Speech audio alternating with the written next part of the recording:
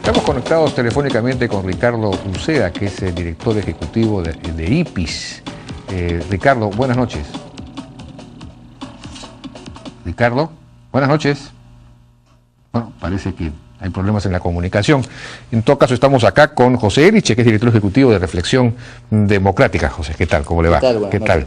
Bueno, comencemos con el tema Marta Chávez, rápidamente. En primer lugar, esta sesión secreta es insólita, ¿no? Una sesión secreta del Pleno para, en fin, por un tema que no tiene nada que ver con la seguridad nacional, es algo que no está permitido por el reglamento. Claro, las sesiones secretas se utilizan, según el reglamento del Congreso, para temas, como tú dices, de seguridad nacional, pero yo creo que se trata de una sesión más bien reservada, ¿no? Es decir, lo que se trata en ella se va a comunicar después. Ahora, no es lo ideal, porque así como hay personas que les gustaría escuchar la forma como se acusa a la congresista Marta Chávez porque no están de acuerdo con ella, hay otras personas que les gustaría ver cómo ella se defiende porque simpatizan con ella. Es decir, claro, no es lo democrático que sea reservada ni mucho menos secreta. Creo que debió ser una sesión pública. De acuerdo. Ahora, ¿puede el Pleno, digamos, sancionar directamente sin que esto pase por una comisión de ética, en fin? Claro, el reglamento del Congreso de la República establece dos vías para sancionar a congresistas que con su conducta de alguna manera obstruyen o desprestigian al Parlamento. Una es a través de la Comisión de Ética y otra es por sanción que aplique el Pleno del Congreso directamente, pero para esto hay un procedimiento que es muy sencillo.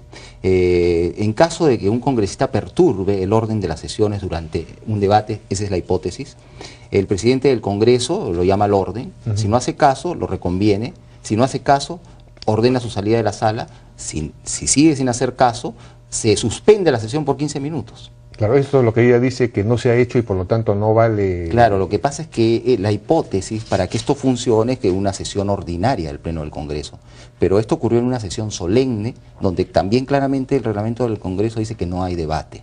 No hay debate, digamos, interpretado de manera amplia, significa que no hay otra intervención que el presidente de la República jurando el cargo y dando su mensaje al Congreso y a través del Congreso al país. Punto. Eso es todo. O sea, que ahí no se aplicaría hubiese sido además muy difícil, ¿no? Muy difícil, ¿no? Me imagino los momentos complicados que habrán pasado ahí, tanto el presidente del Congreso como el oficial mayor y todos los funcionarios que asesoran al presidente, no le podían decir, me imagino, aplique usted el reglamento del artículo tanto de... Claro, la norma del 15 minutos, por ejemplo, el Congreso, en pleno discurso con 15 presidentes, con todos los invitados y con el presidente a medio juramento, muy complicado, ¿no?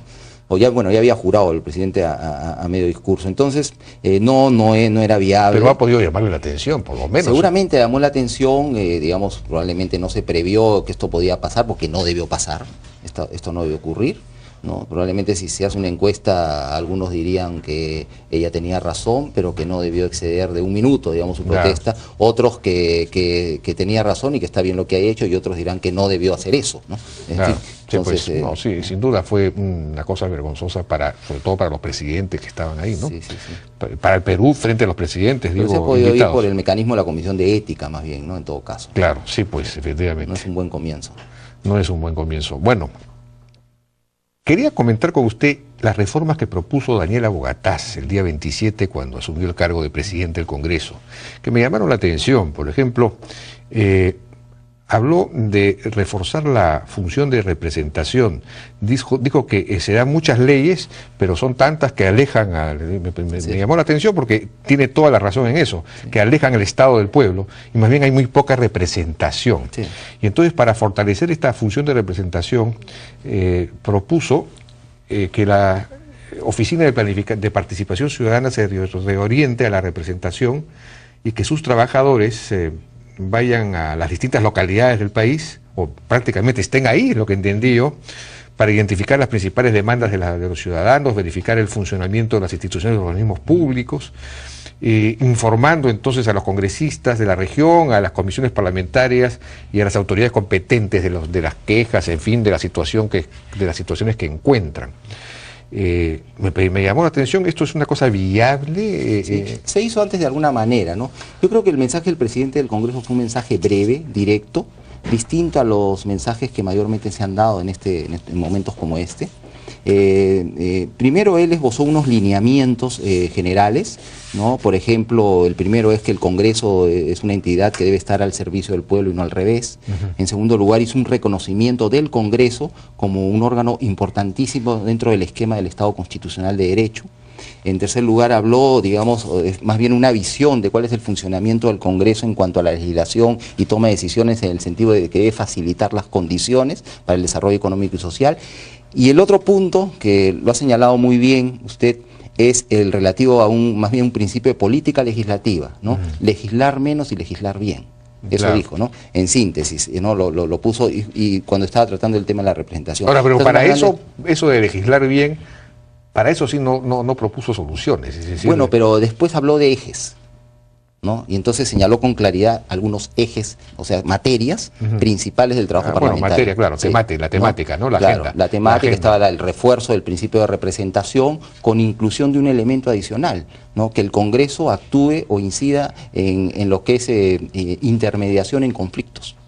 No, eso lo introdujo. Eso también, efectivamente, sí, esta misma oficina, dijo, podría encargarse de prevenir los conflictos sociales. Es decir, aparentemente esta oficina tiene personal que podría ser destacado a las regiones o a las localidades y podrían ayudar tanto digamos, a informar acerca de las cosas que están mal, como digamos, a prevenir los conflictos. No, y sugiere que pasaría a llamarse Oficina de Representación Política. Entonces harían este trabajo trasladándose a las regiones, recogiendo información sobre estas cosas e informando seguramente mediante informes bien sistematizados y bien organizados a los congresistas de la circunscripción. ¿Pero hay suficiente personal para esto? ¿Cuánto personal habría? Ahora sí. Alguna vez se hizo a través de las oficinas desconcentradas del Congreso, que llegaron a formarse y estuvieron funcionando con personal concursado. Después se desactivaron. Yo creo que es más o menos un esquema parecido podría ser, o finalmente van a terminar en un esquema parecido. Eso costaba alrededor de 6 millones de soles, me acuerdo. Porque esto, claro, efectivamente enraizaría mucho más al Congreso, lo conectaría mucho más con la realidad, pero siempre y cuando efectivamente se dediquen más a eso y menos a legislar tanta ley que no sirve para nada. No, pero además ha propuesto, dentro del tema del refuerzo al principio de representación, no solamente la ampliación de la semana de representación, ya a una semana de representación institucional. Es decir, serían 2 semanas, y esa semana de representación institucional consistiría, según lo que el propio presidente del Congreso dijo, en que las sesiones de algunas comisiones y eventualmente del Pleno se harían fuera de Lima, en forma desconcentrada. Bueno, eso del Pleno ya es demasiado. Sí, es complicado, porque es costoso además. Costoso, pero eso es lo que dijo él. Quizá de algunas comisiones, como Agricultura, podría ser. Pues, ¿no? Son varias cosas. También habló del refuerzo a la función de control político, ¿no? Es decir, reforzando la comisión de fiscalización y creando bajo el ámbito de esta comisión 2 subcomisiones.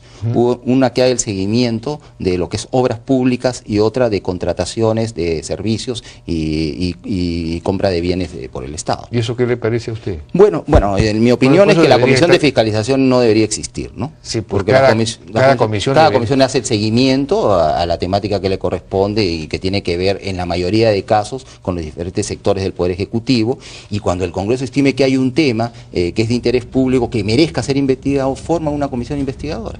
Sí, pues. Pero la comisión de fiscalización, que además es el origen de varios pleitos actuales en el Congreso por quién la va a presidir, no debería existir. Sí, pues, porque cada comisión debería fiscalizar. Sí, claro. Entonces la función de fiscalización también, en cierto sentido, al crear con una comisión especial, se degrada, mejor dicho, pierde fuerza, ¿no? Así es. También habló de crear la comisión de inclusión social como comisión ordinaria probablemente, ese es otro tema del que habló.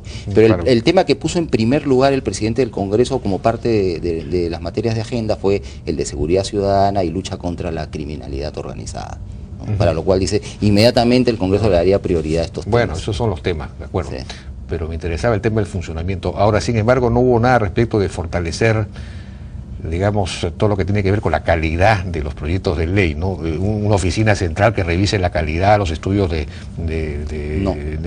digamos, de costo-beneficio, reforzar las asesorías por bancada o por comisión, no por congresista. Por ejemplo, el tema de los grupos parlamentarios y el tema de que el Congreso tenga una oficina muy consolidada, además con profesionales de primer nivel, que ayude en la función legislativa en términos de mejorar la calidad técnica de las leyes y también el fondo en algunos casos. Yo creo que eso es un tema principal, como el tema del fortalecimiento de los grupos, que en los diferentes cursos que han tenido los grupos parlamentarios durante los últimos meses se ha incidido especialmente en ese tema, ¿no? Es decir, se ha volteado un poco, digamos, el esquema que había antes, donde se da importancia primero al Pleno, se ha volteado dándole importancia en primer lugar a los grupos parlamentarios bajo la siguiente hipótesis: si no hay buenos grupos no hay buen Congreso. Sí, pues de acuerdo, pero eso necesita medidas administrativas, ¿no? Así es también.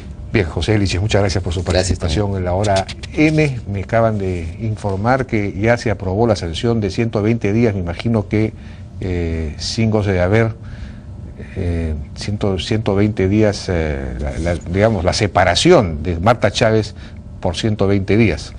Creo que estamos bueno, vamos a ir a una pausa y regresamos.